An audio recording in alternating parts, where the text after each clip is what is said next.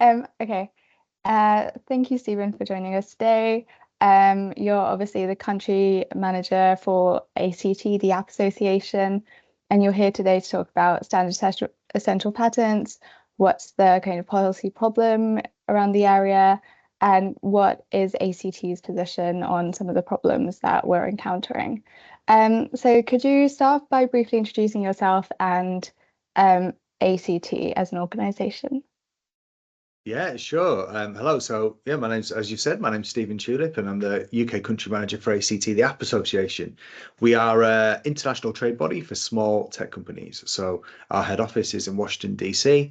We've also got an office in Brussels. And then, after the Brexit vote happened a few years ago, and they realised that the UK would start having different tech policy from the rest of the EU, my job was created, which was looking after things in the United Kingdom. So, I wear two hats really at ACT. Part of my job is the member engagement stuff, so I get to go out and meet interesting small businesses and startups and talk to them about what's working well for them and their technology and also the problems they're facing with policy.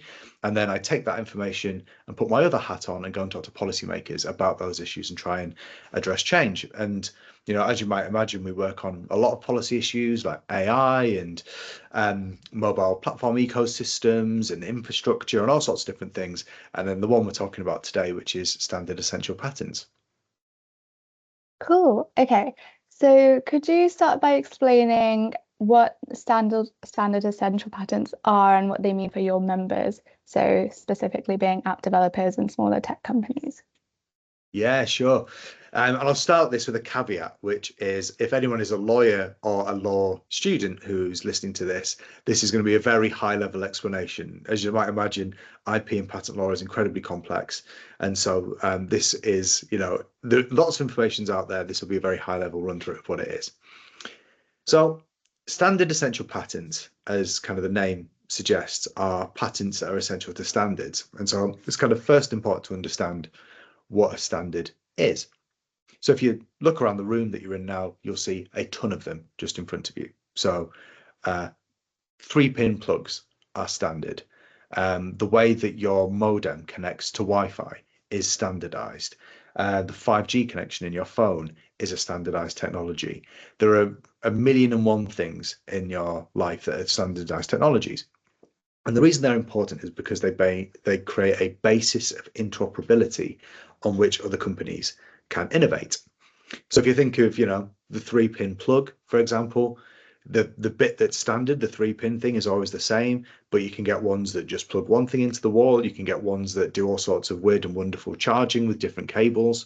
Same with modems. It will always connect to Wi-Fi in the same way, in the same standardized way, but you can buy modems that give you greater range or faster speeds or more reliable connections or allow you to have multiple networks on one router.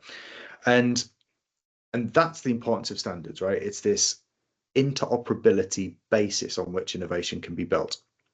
So why are standard essential patents important? Well, those technical standards that we're talking about aren't just one invention. Like it's not that one company or one person woke up one day and invented Wi-Fi.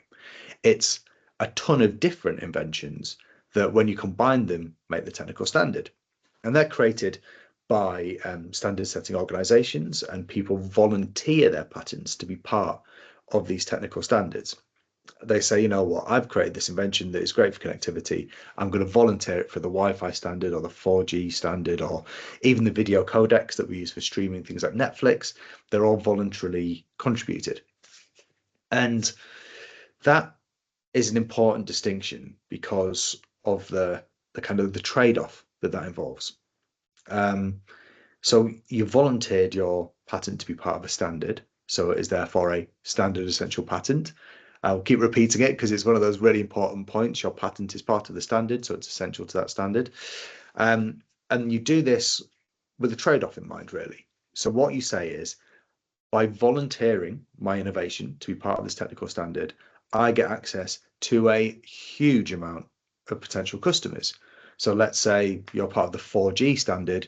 It's literally anybody that wants to implement 4G into one of their products, which is, phones, cars, the light bulbs in my room connect wirelessly to the internet. Your fridge might connect to the internet wirelessly. Your smartwatches, all sorts of industrial applications and health tech applications.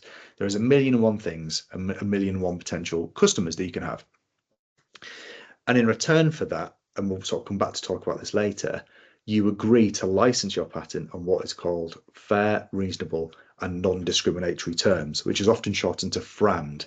And that kind of should do what it says on the tin, which is you'll license it on a fair basis. You won't say that this company pays this much and this company pays this much. Sorry, I'm on camera. One company pays an awful lot and another company pays not a lot at all. And you won't use your position as an effective gatekeeper to that standard by your ownership of this patent to say that you can have a license and you can't. And kind of the issue that we are seeing and the issue that we are working towards is that this definition of FRAND is very loose and is not at all well defined. And in fact, the only places you see definition of it are in very, very, very expensive court cases between very, very big companies. So if you're a small business here, what is happening is that some small businesses are being overcharged or are facing, threats of things like injunctions, and are just generally having a hard time in accessing these standard essential patents, which makes them innovating, exciting new connected products that much harder. I think you briefly touched on this just now, but if we expand a little bit, so ACT has been quite vocal about the importance of SEP reform. Could you walk through a specific example of how the current system is hampering innovation for smaller players? Yeah, absolutely. So there is, I guess there's two ways in which, well, not two ways, but two sort of broad camps in which this affects people. The first one is just straight up cost, right? It can be incredibly expensive. And I mentioned in my last answer that there were these big high level court cases between companies like InterDigital and Apple and Optus, these huge companies, and Lenovo who make laptops. And what we've seen in the findings of some of these court cases is that small businesses, SMEs, are being deliberately overcharged in order to artificially inflate the market rate of a standard essential patent. So a patent holder, a SEP holder might go, right, small company, you're paying this much so that we can claim that the market rate is that equally high level. And the reason that that's possible is that the only recourse you have if you don't like the amount you've been asked to pay is to fight it in court, which is incredibly expensive. And so that financial piece is the first camp that we fall into here as a small business. Either you are forced to pay a license, which is a high rate, higher than it should be, and small businesses work on incredibly marginal rates. They are a lot of the companies that we work with are really at the startup stage, like the small end of SME and micro stage. A lot of them are using personal money alongside the funding that they get and the customers they have. And so, if you're paying more than you should be for something that is absolutely crucial to your technology, and it's worth saying at this point, it's done on a royalty basis, a per unit basis.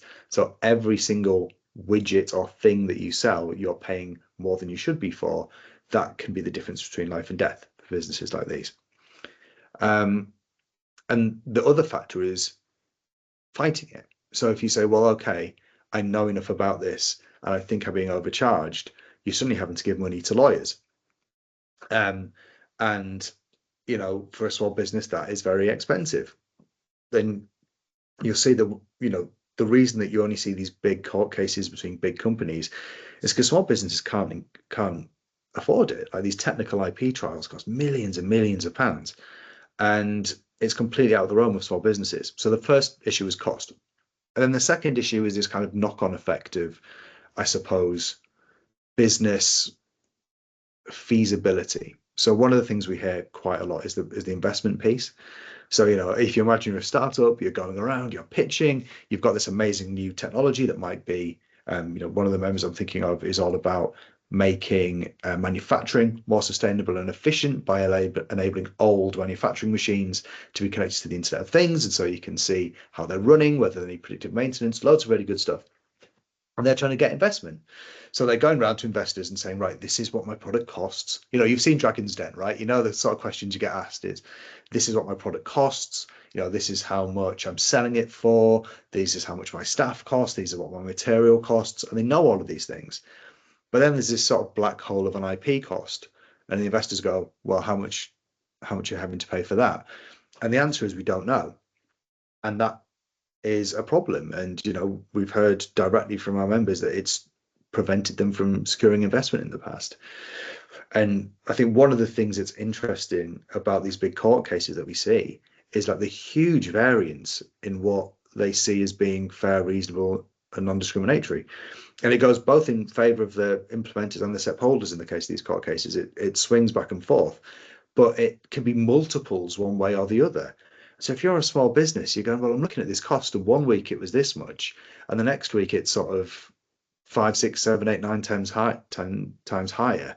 How on earth can I then say to my investor, oh, actually, I can put a price on this? So that idea of, and it's something we'll come on to, I think, this idea of, for small businesses, being able to have transparency on roughly what other similar businesses are paying, and also whether or not the technology they're using is actually using certain standard essential patents or not, and things like who owns those patents is really important, because they need predictability on costs, and they need to know who they need to deal with, and they need to have a sense as if they're getting a fair deal or not. Oh, interesting. So just to clarify, there isn't really a way for smaller companies to know if they're getting a fair deal. There is. It is going to court, and it's very expensive. That's the problem, right? Okay.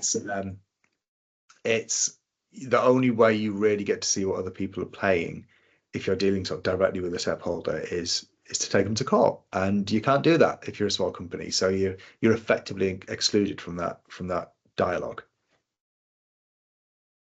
Okay, that's interesting. And thank you for laying out the problem so clearly. Um, I think, could we briefly move on to licensing levels?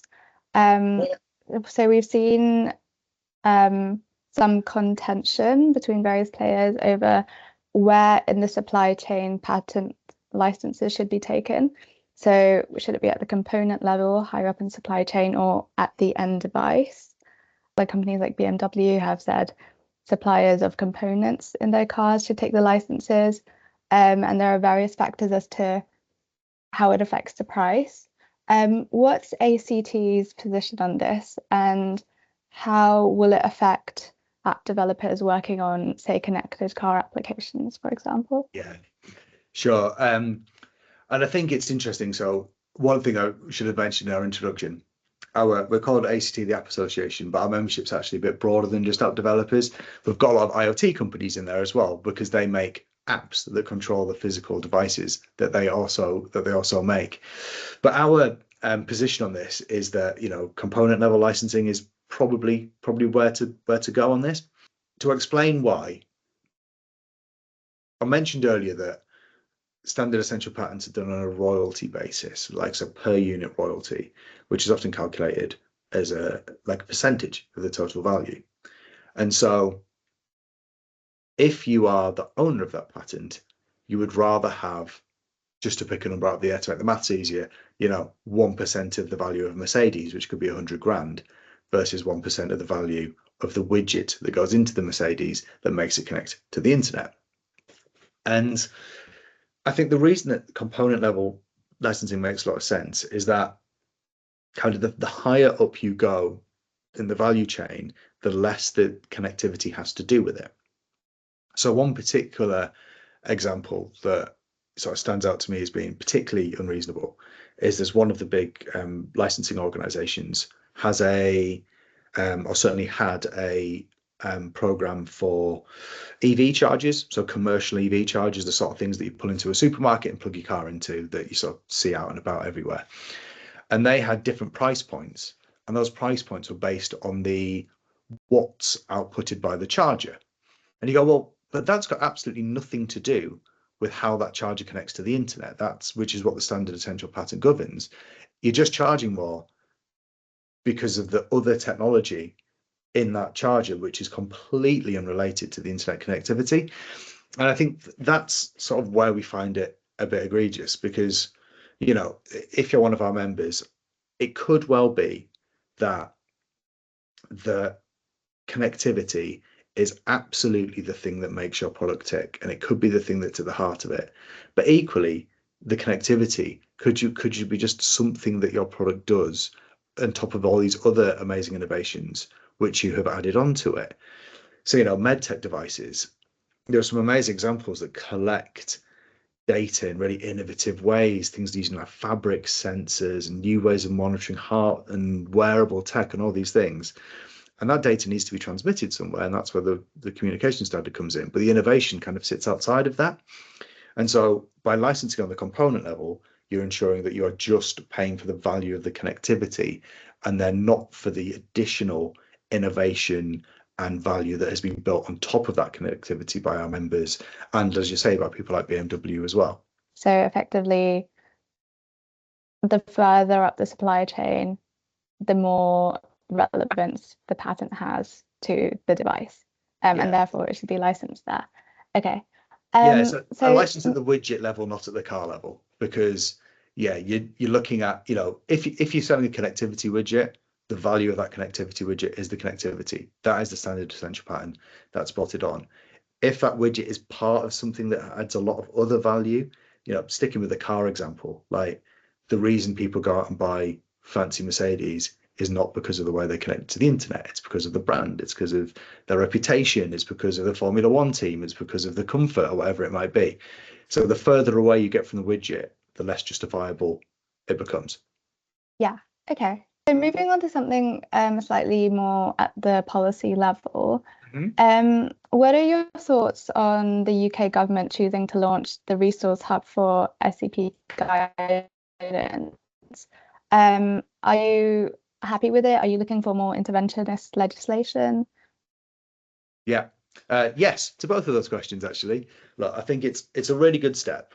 I think one of the issues that particularly small companies face is an access to information, and the fact that the UK government has built a dedicated resource, and I know that they engage with companies big and small while doing it, is incredibly valuable, and it's a great piece of work and something that we refer people to all of the time.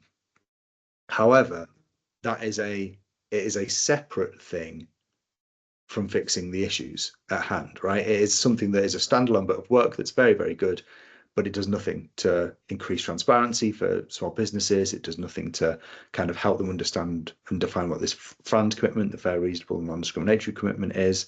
It does nothing to help them understand whether or not the SEPs they're licensing are truly essential, and it doesn't protect them from things like injunctions from SEP holders. So I think that's why it's yes to both of those things. Yes, it's a really good bit of work. Yes, it's very useful for small businesses, but yes, they also need to do something that's more interventionist. And actually, we're recording this on the 8th of July, 2025. We are expecting and hoping that we'll be hearing pretty soon from the IPO about the next stage of their ongoing consultation process that they've been doing on SEPs for must be two and a half or 3 years now, which has involved a lot of evidence gathering, again, from companies large and small. And we're hoping to see and expecting to see some proposals from them that will provide some more concrete solutions to these issues of transparency and these issues of injunctions and other things as well. I think one thing that keeps coming up here is transparency. That's just a major issue. So some patent holders might claim that too much transparency would be commercially sensitive, for example. How do you go, well, how are you going to address those concerns from patent holders? And to add on to that, what are specific transparency measures that you're looking for that would make a big difference to SMEs? Yeah, sure. So there's a good proposal for this in the European Union that's kind of stalled a bit at the moment. But I think you're absolutely right. And on both sides of this, on the patent holding side and the innovator side, they have commercially sensitive data. They don't want to be sharing that publicly. And also, it's business. Like, you do not get to negotiate as good a deal if you are a tiny business or even a medium-sized business as you do if you are one of the world's biggest car producers of cars or laptops or whatever it might be. So I think it's important at this point to say that what we're calling for is not stopping patent holders from making money on their patents. You know, IP is incredibly important to innovation. A lot of our members would like to become patent holders themselves in the future, and especially standard essential patent holders in the future. So what we're saying is, you know, we're not asking for sort of special treatment for small businesses and them to be asked, you know, for them to, or for bigger companies to give up the negotiating power they have because they're large. What we are suggesting is that smaller companies and large companies should be able to enter into those negotiations with a base level of knowledge that ensures that, you know, the scales are ever so slightly tipped in favor of balance. And I think there's bits of transparency that are really important. The first is on pricing. So it's being able to see roughly what other similar companies have paid, like the comparators to yourselves, you know, how, whether or not a company that took a similar license from you over the last few years has paid massively higher than what you've been asked for, or massively less than what you've been asked for. Like, that information should be available to people. And the mechanisms of how we do that is quite complicated. I think one of the criticisms of the European approach is that it was very complicated and involved setting up new departments. I think the UK has got a history of kind of taking regulatory ideas from the EU and having a bit more of a sort of dynamic and market-friendly approach to implementing them. But that transparency piece is really important. And the other side of the transparency stuff is essentiality. So one of the interesting things with standard essential patents is, as I said, they're voluntarily declared. And so there's been various studies over the years that show that a huge percentage of standard essential patents that are declared aren't actually essential to the standard. So if you're a small business, you want to go, well, is there a way of me checking that, right? I am making a widget. I'm making a device using this connectivity widget. Which standards am I using? Are they truly essential? So having transparency on cost is important, but also transparency on essentiality is really important, because, you know, if you're a small business, you can't afford to be paying for something that you're not really using, right? And so they're the two key transparency buckets, I suppose, that we're hoping that the IPO is going to be providing a solution to. And as I say, it's not on the costing side, it's not necessarily about saying your competitor paid this, but it's saying, you know, you're a company of a similar size, similar stage, this is roughly what they pay. So you can enter into negotiation with that basis. Okay, that's good to know. So it's not just pricing, it's also how essential Yeah. the patent actually is. Yeah, That's a key. whether it's essential or not, or whether it's truly essential to the thing that you're doing. Okay, Yeah. nice. So I'm going to briefly play devil's advocate one more time. Okay. And then the big patent holders like say Nokia and Ericsson, they would probably argue that they need the strong protection that they have to justify the many billions they put into like research and development. And with respect, perhaps the smaller companies aren't allocating that much funding to like 5G and connectivity innovation. Could that potentially undermine innovation in connectivity and like 5G and then 6G? How do you see that going? Yeah. No, it's a really good point. And I think, you know, the members that we deal with are tech companies, and they love innovation, right? And they love that connectivity, and we love that it's always moving forward. And I think, you know, and we want to see that continue. That investment adds a lot of benefit. The increased connectivity standards add a lot of benefit. The improvements in speed, etc., all good stuff, and it allows people to do really good innovations on top of those standards. So we want to see that continue. I think, you know, what I'd counter with is saying that we're not asking for their position to be weakened. What we're asking for is for the FRAND commitment, which they voluntarily signed up to be strengthened, right?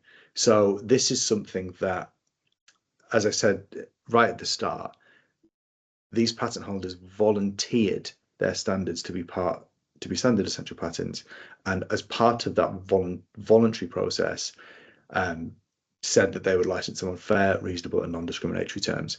So rather than taking away their power to license their IP, what we're saying is, well, let's just add some strength and some certainty to what that commitment means. And let's not just make it the preserve of companies that can afford expensive litigation. So, I get that no sector or company wants to face more red tape, and no sector or company wants to face, a regulatory burden. However, most sectors do. I think the banking industry is one of the most heavily regulated sectors going. I've never met a poor banker. They seem to still be doing okay. And that's sort of a bit of a flippant answer there, but I think that's the important point. What we're talking about here is going from an absence of regulation today. It is decided by the courts. It's 100% decided by the courts, which is the preserve of companies with deep, deep pockets who can afford it. And what we're saying is we need some regulation to rebalance the scale. If if we get to a point where the patent holders are not able to invest in innovation anymore, that's gone too far. But we don't think what we're proposing does that. We think it just increases transparency, and they can still make the deals. They still get to license it to all these people. The transparency cuts both ways as well, so they can enter negotiations on surer footing as well. So yeah, that IP investment is something that we want to see absolutely continue, just with a clearer definition of what that fair, reasonable, and non-discriminatory commitment entails, and some pretty basic information on transparency to back up negotiations that companies enter into under that FRAND commitment. Okay, cool. So they basically have a huge advantage at the moment. The system favors them, and you're just trying to rebalance the scales a little bit in terms of access to Sure, that's the way transparent standards. yeah, Okay, that's the way we see it, right? Like, people should make money from their IP. Our members want to make money from their IP. It is, as I said before, the lifeblood of innovation. It's just that the current system is weighed too heavily in favor of the owners of that IP, and it needs to be balanced, not tipped the other way, just balanced. okay, cool. So I'm going to move on a little bit to beyond the UK, or like Yeah. kind of international licensing. So historically, if there was a dispute about like fair rates and under FRAND, you could set up different royalty rates in different countries for the same patents. And then in 2020, the UK Supreme Court made a decision in the court case Unwired versus Huawei, that kind of changed this. So the court ruled that if someone infringes a UK patent that's part of a global portfolio, UK judges can set licensing terms not just for the UK, but for the entire like portfolio for that patent. Um, and this makes UK one of only two jurisdictions globally that do this, alongside China. So basically, it's meant that a lot of international standard essential patent litigation has moved to London. But also, it means that companies can potentially be forced into worldwide licensing deals based on a single country's court decision. So this is a quite like legal heavy, Yeah. I guess court heavy question. But I have a few questions based on what this means. So, given that UK courts can now set global FRAND rates, is this helping or hurting smaller companies? Are your members potentially more likely to get dragged into litigation now? I tell you, it is. You're absolutely right to point at it, and it's even more confusing than that. Like, over the last couple, 2, 3 years, there's been so much litigation on standard essential patents. A lot of it in the UK, that the goalposts are constantly changing. So, like, in terms of like how price comparators are set, that changes a lot of the time.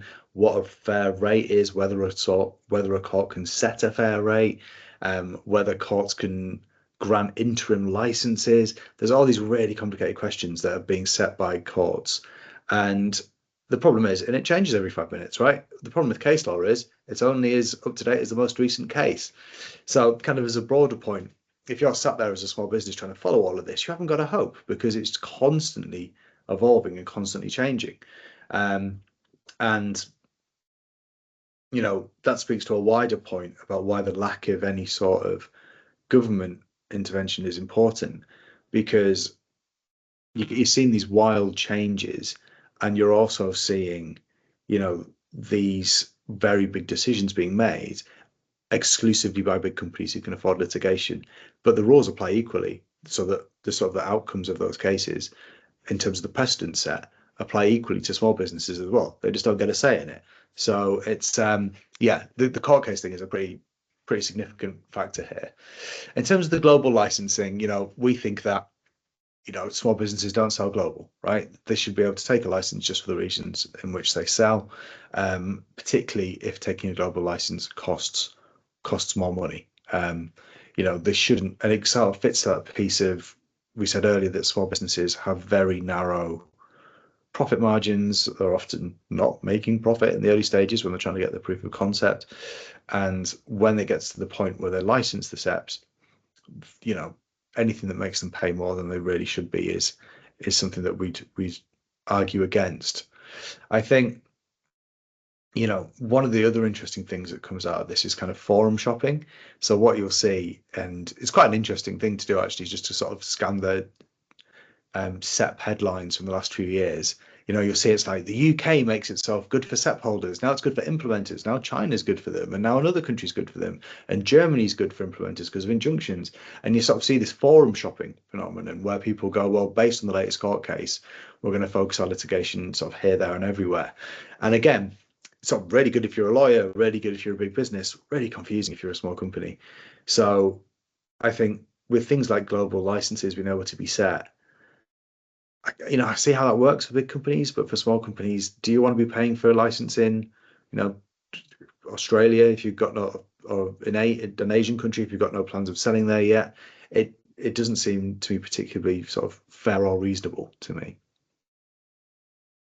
Okay, so what's kind of culminating from this conversation, what I'm getting is that there's a huge kind of gap in transparency that small businesses have compared to large businesses. And there's also a huge gap in access to the courts, access to justice, access to knowing where to litigate, that sort of thing. I want to move on to another question about the awareness gap, if you want to call it that. How many, do many of your members not even realize that sometimes they need SEP licenses? Is there like an awareness gap regarding that? Oh yeah, it is a remarkably ununderstood. That's probably not a real word, is it? It's not a very well understood thing. And the thing is, if you're a small company, look, there are well-documented examples of SMEs, like in the court cases that have been proven, who are targeted by SEP holders to artificially increase the market rate of a SEP. However, if you're a really micro business or a sort of a small SME, there's every chance in the world that you're sort of merrily poodling along, not being asked to pay for this stuff because you're flying under the radar, right? You're not that big. You're not worth that much money to a SEP holder. But the problem is when success starts to bite, right? When you start selling lots of your units, when you start being profitable, you sort of stick your head over the boundary, and all of a sudden you are targeted. And it's, as I say, on a per unit basis, it can be backdated. So you're saying, well, this profitable business that I had, now I've reached a certain size and I'm big enough to sort of bother with by SEP holders, I'm suddenly having my profit margins eroded by these licensing things. So that's why we think it's really important from a very, very early stage, and why the resource hub is actually a good step towards this, and other bits that the IPO, the Intellectual Property Office, do in advertising and sort of instructional videos and things. Because if you're a small business working on IP, working on connectivity, you need to be aware of your IP risks, because small businesses don't want to stay small, right? So you've got to be able to plan what that's going to look like when you get big. And that links back to things like investment. It links back to things like getting loans. It links back to budgeting, planning, the money that you would otherwise spend on the sort of version 2.1 of your product. Does that need to be reserved for licensing in the future? So I think you're right. You're absolutely right. Like, not enough small businesses are aware of this until it becomes a problem, by which point it's too late. So I think, as I say, IPO is doing a really good job on this. We and other organizations and, some patent holders as well are trying to educate people. But yeah, I'd say the one sort of takeaway would be if you're a small business and you happen to be listening to this conversation, is just go and have a chat with your technical guys and see what standardized technology you're using for connectivity, and then to sort of have a little think about what that might mean for your business in terms of SEPs. Okay, cool. And it's really niche as well. When you work in sort of policy and things, there are big shiny things that everyone's aware of. So, climate change, artificial intelligence, all these things. And if you're a small business, you might just about be able to carve out enough spare time in trying to, hire the next person, build the next product, face the next challenge, to focus on these really big things. But kind of the more niche the thing, or the less widely publicized the issue is, even if it's more important to your business in the end, the chances of being able to dedicate time to that are really small, which is again why it's kind of important that we have the something from the IPO and the government to provide a safety net, so the businesses aren't penalized for, as you say, not having lawyers and not having, you know, in-house legal counsel who can steer them on top of this stuff. Yeah, definitely. So generally, there's a huge awareness gap, a huge information gap, especially for the smaller companies. Um, could patent pools play a role in simplifying licensing? Yeah, absolutely. And patent pools are a market solution to the problem, and they do generally support competition. But there are examples of bad actors and behavior that is perhaps less than ideal. So, for example, some of the patent pools don't believe that they're beholden to the FRAND commitment, that the SEPs that they are licensing have previously made. So they charge rates that are, 5 times higher than court assessed rates for the same technology. And we see this quite a lot. So, when a patent pool is licensing a SEP, they should be encumbered by the same FRAND commitment that SEP was previously under. Just because it's moved ownership, just because you've basically bought the patent off somebody, doesn't mean you get to disregard that FRAND commitment and charge a lot more for the same technology. And then also, one of the things we see is that pools will often fund litigation to encourage their members to take more licenses from within that pool. So, if you're part of a patent pool and you go on to take a further license from that patent pool, the interim litigation will be paid for by that patent pool, which kind of discourages bilateral licensing, by which I mean directly between the company using the standard essential patent and the company that owns it. So, to answer the question, yes, they do generally support competition, but there are some issues there with how they operate. And that's why, coming back to what we said earlier, it's really important that we have regulation and government stepping in here to provide a baseline, because connectivity is everywhere these days. Standard essential patents have kind of ingrained every part of our life. They're in our devices, they're in our cars, they're in our medical care, they're in, all sorts of tech to make the world greener and more sustainable. It's kind of too big of a problem to leave just to the courts and to market solutions. We need that certainty and transparency back from government and regulation. Yeah, definitely. So we're approaching the end of our conversation. And I guess this is sort of a quick fire question. If you could reform one aspect of the SCP system as a whole tomorrow, could be government intervention, could be anything, what would have the biggest impact on helping smaller companies compete and innovate in the space? Yeah, I'm going to slightly cheat this question. I'm going to give you one, then I'm going to give you three, if that's all right. So if there was only one, it would That's be fine. if there's only one, it'd be protection from sort of frivolous injunctions, because that is the big sword that hangs over small companies in this negotiation. It's like, pay up or else. And the or else is a very powerful thing. So an injunction stops you from selling your products basically until the various legal wrangling has been sorted out. So I think that protection from injunctions bit for small companies would be a very, very good place to start.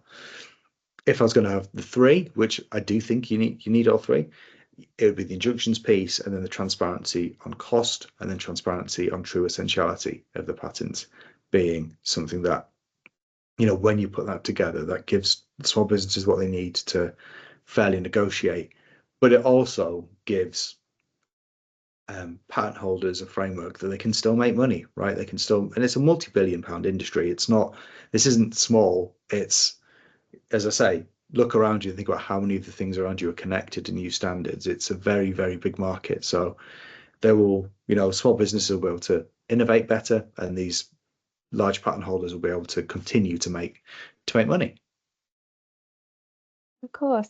Thank you so much for sharing what ACT does, ACT's position, and kind of sharing what the problems that small companies face in a niche, lesser known tech policy area.